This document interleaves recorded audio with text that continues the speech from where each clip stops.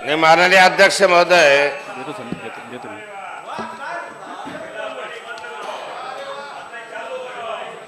अत्यंत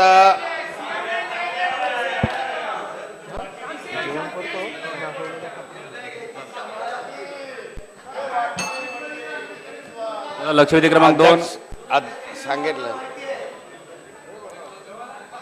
अध्यक्ष महोदय, 26/2/13 रोजी नवी मुंबईतील खारघर येथे अध्यक्ष महोदय मुंबईतील बांगलादेशी घुसखोर या ठिकाणी आहेत अशी पोलिसांना माहिती मिळाली आणि पोलीस अध्यक्ष महोदय त्या ठिकाणी त्यांना पकडण्यासाठी गेले. हे गेले असताना अध्यक्ष महोदय पोलिसांवर तुफान सशस्त्र हल्ला झाला. अध्यक्ष महोदय त्याच्यामध्ये एक पोलीस इन्स्पेक्टर गंभीर स्वरूपामध्ये जखमी झाला, पोलीसही जखमी झाले. या राज्यामध्ये अध्यक्ष महोदय बांगलादेशी येतात, पोलिसांवर सशस्त्र हल्ला करतात, पोलिसांना पळून जावं लागतं. पोलिसांचं मनोबल याच्यामुळे कसं राहणार हवा? हे राज्य हे मराठ्यांचं राज्य आहे. महाराष्ट्र हा मुंबई हे महाराष्ट्रामध्ये आहे का पाकिस्तानमध्ये आहे का बांगलादेशमध्ये आहे असा प्रश्न निर्माण व्हावा अशा स्वरूपाची वस्तुस्थिती चित्र आज दिसत आहे. माझा पहिला प्रश्न असा आहे की या राज्यामध्ये लाखो बांगलादेशी परप्रांतीय बांगलादेशी आहे.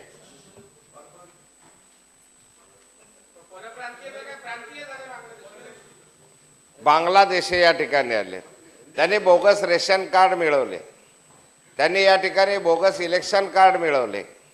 या ठिकाणी अध्यक्ष महोदय जे बांगलादेशी आहेत अशांना शोधून त्यांना तातडीनं बांगलादेशामध्ये पाठवण्याच्या संदर्भामध्ये आपण वारंवार घोषणा केल्या, पण प्रत्यक्ष कृती नाही.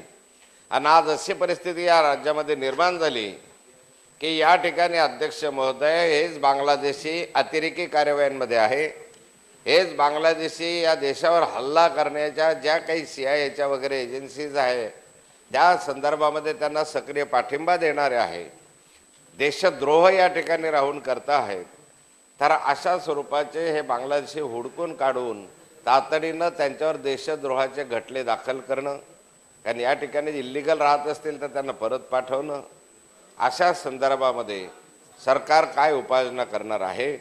आणि दुसरा प्रश्न असा आहे अध्यक्ष महोदय की देशभरामध्ये 2 कोटी बांगलादेशीय 2 कोटीच्या वर बांगलादेशीय नागरिक या ठिकाणी आहे आणि सर्वात जास्त बांगलादेशी मुंबई आणि मुंबई इलाक्यामध्ये या ठिकाणी मजुरी करण्यासाठी अन्य कामामध्ये यांचा सहभाग मोठा आहे.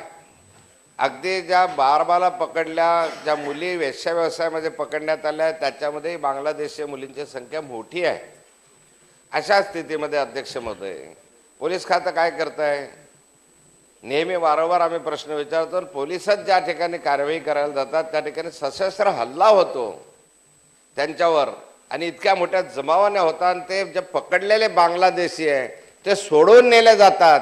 हे राज्यामध्ये कायदा सुव्यवस्था शिल्लक आहे की नाही? व काय कठोर उपाययोजना करणार आहात या संदर्भामध्ये याचा खुलासा करावा. नंतरचा प्रश्न मी नंतर विचार. गंभीर आहे अध्यक्ष महोदय. अध्यक्ष महोदय, घुसखोर बांगलादेशी नागरिकांच्या बाबतीतला प्रश्न राज्य सरकारने गांभीर्यानेच घेतला आहे. म्हणून 2012 मध्ये जरी आकडेवारी खडसे साहेब आपण बघितली तर 2234 लोकांना अटक करण्यात आली आणि अध्यक्ष महोदय कोर्टाकडून हुकुमनामे घेऊन 569 लोकांना आपण परत सुद्धा पाठवलं. बाकीच्या लोकांच्यावरचं प्रोसिडिंग सुरू आहे. अध्यक्ष महोदय, जिथं जिथं माहिती मिळत आहेत तिथं तिथं पोलीस जात आहेत. अध्यक्ष महोदय, त्यांना अटक करतायत, कायदेशीर प्रक्रिया पूर्ण करून त्यांना त्यांच्या देशामध्ये सुद्धा पाठवत आहेत.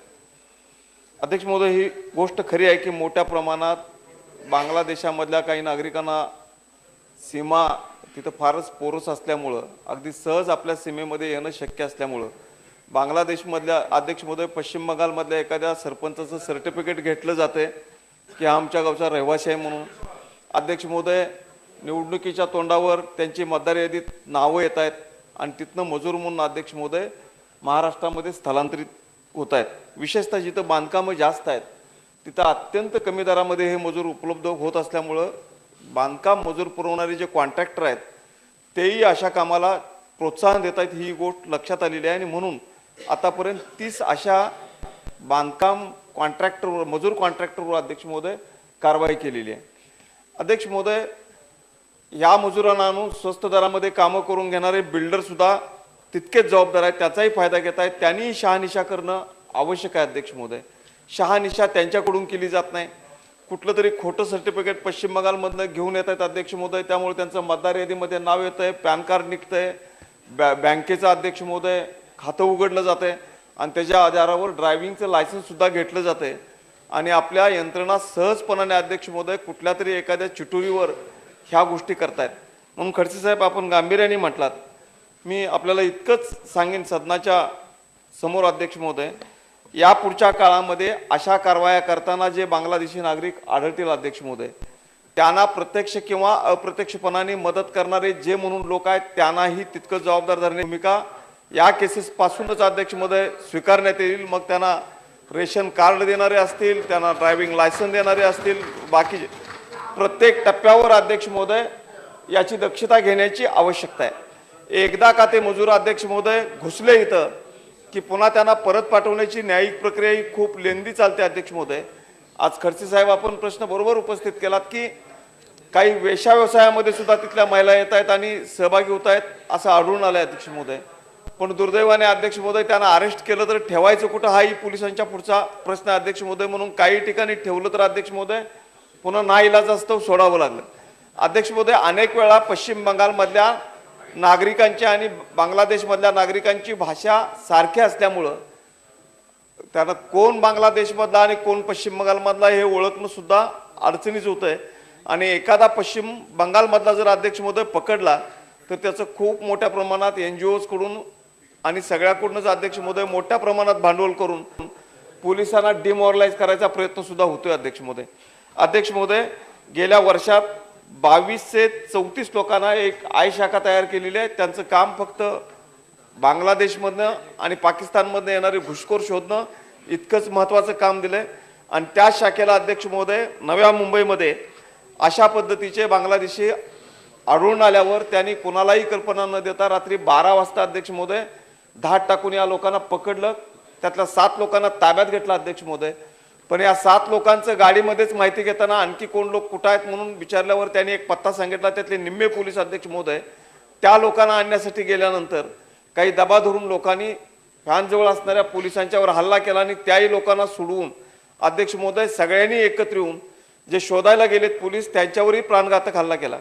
अध्यक्ष महोदय, यातल्या 15च्या 15 आरोपींना पोलिसांनी पुन्हा ताब्यात केले. आता ते मॅजिस्ट्रेट कस्टडीत आहेत. अध्यक्ष महोदय, त्यांना पोलिसांनी सुटू दिलेलं नाही आणि त्यांच्यावरचं सगळं प्रोसिडिंग पूर्ण करून त्यांना बांगलादेशलाच अध्यक्ष महोदय परत पाठवलं जाईल. पण गेल्या वर्षभरातल्या जर कारवाया बघितल्या तर आत्तापर्यंतच्या राज्यातल्या सर्वाधिक कारवाया आहेत.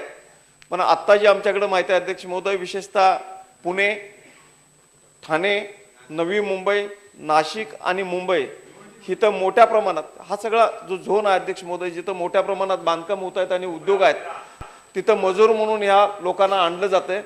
अध्यक्ष महोदय, एक परिपत्रक आम्ही लवकरात लवकर काढू की ज्यांच्याकडे ते काम करतायत त्या मालकांनी पण शहानिशा केली पाहिजे. संशय असेल तर अध्यक्ष महोदय पोलिसांना त्यांनी कल्पना दिली पाहिजे. जे अचानकपणाने येऊन मोठ्या संख्येने मजूर राहत आहेत त्याच्यावर संबंधित पोलीस स्टेशननी लक्ष ठेवण्याची भूमिका स्वीकारणं. त्याचबरोबर अध्यक्ष महोदय, मतदार यादीमध्ये नाव नोंदताना, पॅन कार्ड देताना संबंध यंत्रणांनी सुद्धा दक्ष राहण्याची भूमिका घेणं.